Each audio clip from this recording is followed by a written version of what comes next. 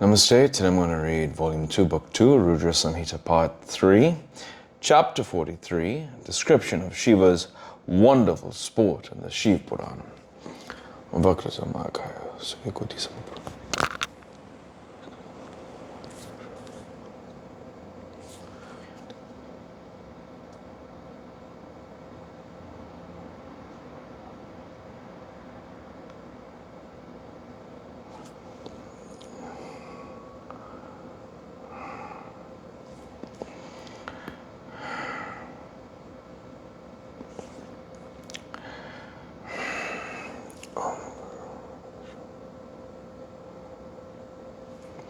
Hari Om Tat Sat.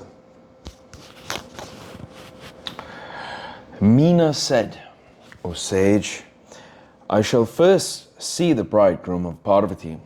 Let me have an idea of the form and features of Shiva, for which she performed the great penance. Brahma said, thus, urged by ignorance, O sage, she went to the terrace along with you to see Shiva. Then Shiva, realizing her false pride in herself, spoke to Vishnu and me as a part of his wonderful sport. Shiva said, at my bidding, O dear ones, both of you go one by one, accompanied by the gods, to the threshold of the mountain. I shall follow afterwards. Brahma said, on hearing it, Vishnu called all and told them of his suggestion. The gods then walked in accordance with that suggestion enthusiastically. O sage, the Lord of the universe, let Meena stand on the terrace and see the procession along with you, in order to make her mind confused. In the meantime, seeing the splendid vast army, O sage, Meena became delighted as usual. At the head of procession came the beautiful fastidious Gandharvas, dressed in rich clothes and bedecked in fine ornaments. They rode on different vehicles. They played on musical instruments. Flags and banners of various colors and sizes fluttered on their chariots. The heavenly nymphs accompanied them. On seeing Vasu, the lord of Vasus, along with Vasus, Meena became delighted and exclaimed, oh, this is Shiva. O excellent sage, you told her, these are only the attendants of Shiva. This is not Shiva, the bridegroom. On hearing this, Meena fell a-thinking, a person greater than this? How will he be? In the meantime, she saw Manigriva, the other Yakshas and their vast army with twice the splendor of Vasus. On seeing the lustrous Manigriva, the lord of Yakshas, Meena was delighted and said, this is Shiva, the bridegroom of Parvati. This is not Shiva, the bridegroom of Parvati. He is only an attendant of Shiva, said you to Meena, the wife of the mountain. By that time, the god of fire passed by. On seeing his splendor, twice that of Yakshas, she said, this is Shiva, the bridegroom of Parvati. But you said no. By that time, Yama passed by with twice the splendor of the previous one. On seeing him delighted, Meena exclaimed, this is Shiva? No, said you. By that time, Nirti, the lord of Punyarjanas, passed by having twice the splendor of Yama. On seeing him, the delighted Meena said, this is Shiva. No, said you to her. By that time, Varuna passed that way. On seeing his splendor twice that of Niriti, she said, this is Shiva, the bridegroom of Parvati. But you said no. By that time, Vayu passed by with twice the splendor of Varuna. On seeing him, the delighted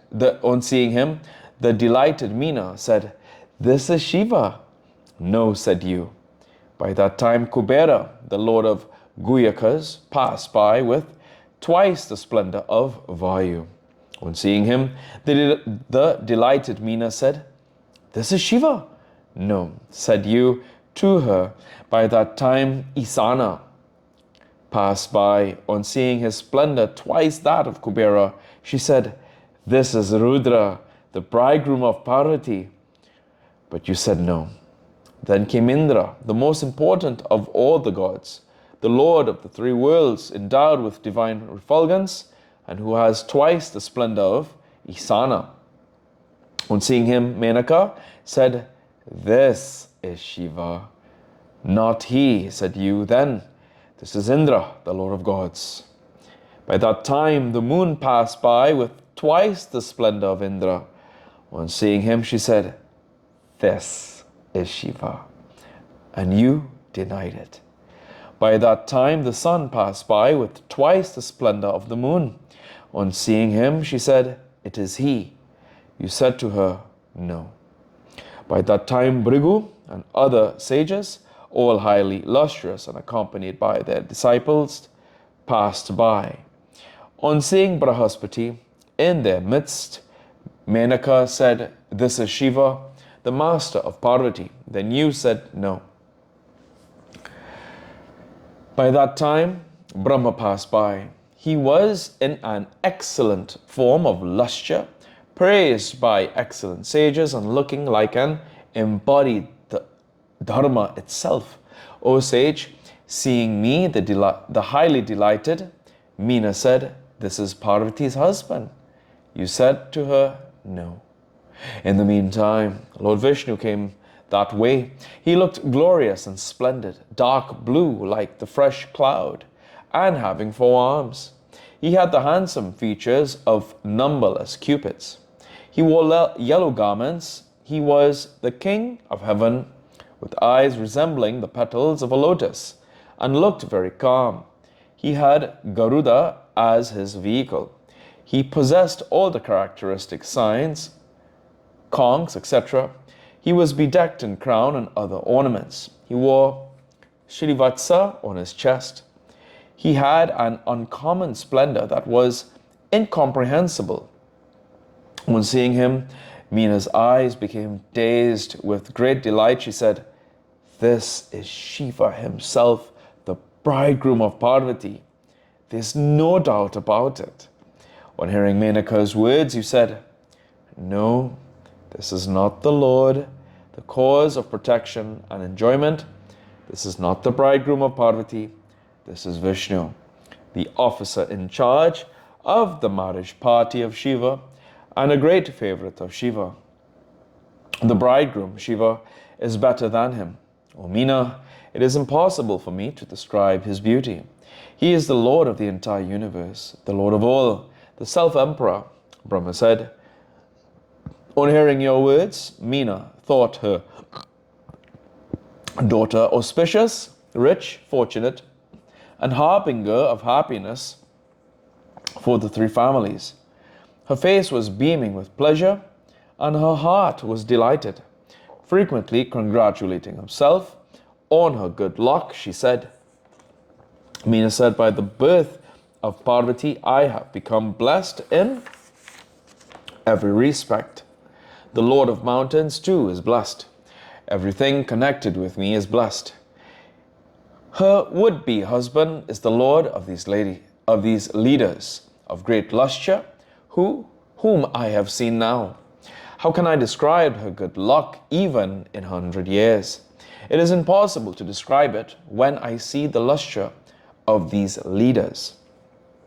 Brahma said, "Thus spoke Meena, with her mind full of love and hope. By that time, Shiva, the wonderful source of enjoyment and protection, came that way. He showed himself in his real form, free from change of illusion. O dear, the gunners of wonderful forms proved to be the dispeller of Meena's pride. O sage Narada, on seeing him come, you lovingly pointed him out to her as a bridegroom of Shiva and spoke to her. Narada said, "This is Shiva himself. O comely maiden, see. It was for him that Parvati performed a great penance in the forest." Brahma said, "Thus addressed by you, the delighted Meena, stared at the Lord with joy. The Lord Isana of wonderful features and of wonderful attendants. Immediately, the army of Shiva came there, consisting of wonderful arrays of bhutas, pretas, and ganas. Some were in the form of violent gusts of wind, producing hissing sounds, with waving flags. Some had crooked faces, others were deformed. Some were awful, with overgrown moustaches and beards. Some were lame, some were blind, some held staffs and nooses, and some great iron clubs in their hands. Some rode on peculiar vehicles, some played on horns, some played on damarus, some played on gomukas. Some had no faces, some had distorted and deformed faces. Some had many faces, some had no hands, others had deformed hands. Some of them had many hands, some had no eyes, some had many eyes. Some had no head, some had deformed heads, some had no ears, some had many ears. The gunners had all types of dresses and features. Such and other innumerable deformed gunners, heroic and terrible, strong and strenuous, passed by, O dear.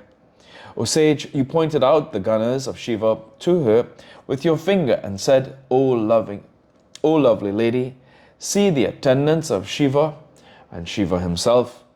O sage, on seeing the innumerable gunners, bhutas, and pretas, Menaka was terribly frightened instantaneously. On seeing Shiva in their midst, the mother of Parvati trembled. She saw Shiva, who, though devoid of attributes, was better than those who had all the attributes. He was seated on the bull. He had 5 faces and 3 eyes. He had ashes smeared over the body. He had matted hair with the crescent moon on his head. He had 10 hands with the skull in one of them. His upper cloth was tiger's hide. He held the bow Pinaka in one of his hands and the trident in another. He had odd eyes, ugly features, utterly disheveled and untidy. He wore the hide of an elephant. She was stunned, tremulous, agitated, and confused. You said to her, "This is Shiva," and pointed him out to her. On hearing your words, she fell on the ground like a tender creeper blown by the wind. Meena, the chaste lady, was grief-stricken. What is this? I have been deceived for being too ambitious. Of what use is it to see this deformity? Saying this, Menaka fell unconscious there in a trice. Her maids exerted themselves in various ways and attended on her. Then gradually she, the beloved of the Lord of Mountains, regained consciousness. Footnotes.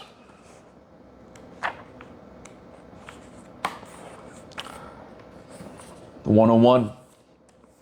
Vasu is the chief of the 8 Vasus, who in fact are personifications of natural phenomena, viz. Water, pole star, moon, earth, wind, fire, dawn, and light.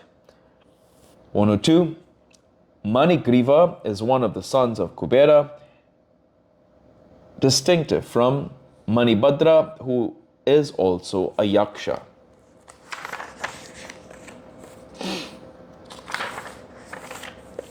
103. On the 5-faced form of Lord Shiva.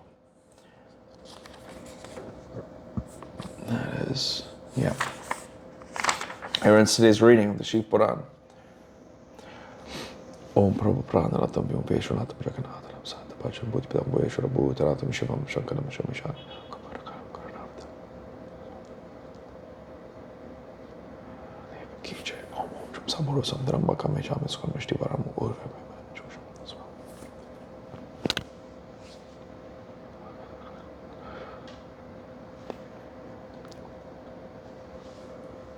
Hari Om Tat Sat.